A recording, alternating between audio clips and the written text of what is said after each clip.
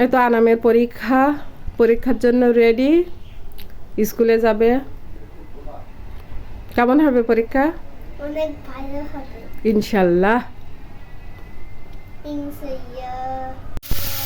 আসসালামু আলাইকুম, সবাই কেমন আছেন? আশা করি আল্লাহর রহমতে ভালোই আছেন।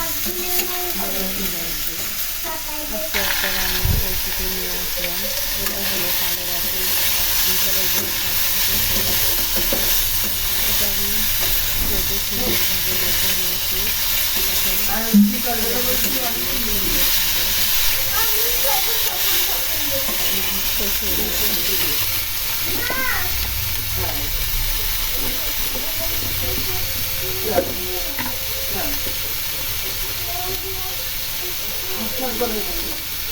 এখানে পরিমাণ মতন লবণ এবং হলুদ দিয়ে নিলাম। এটা দিয়ে সুন্দরভাবে মিশিয়ে নেব।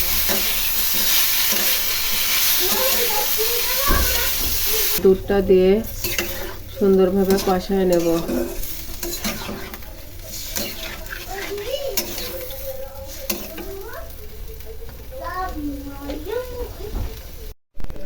আমি এখানে পেঁয়াজ, রসুন, জিরা, গরম মশলা সবগুলো মশলা ভেজে নিয়েছি। নিয়ে সেগুলো বেটে এখন দুধের সাথে মিশিয়ে নেব। তারপরে যখন কষানো হয়ে যাবে তখন এইগুলো দিয়ে দেব।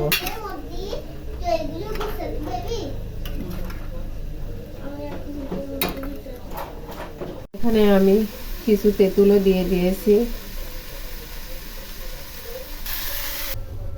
চিনিগুলো দিয়ে নিই।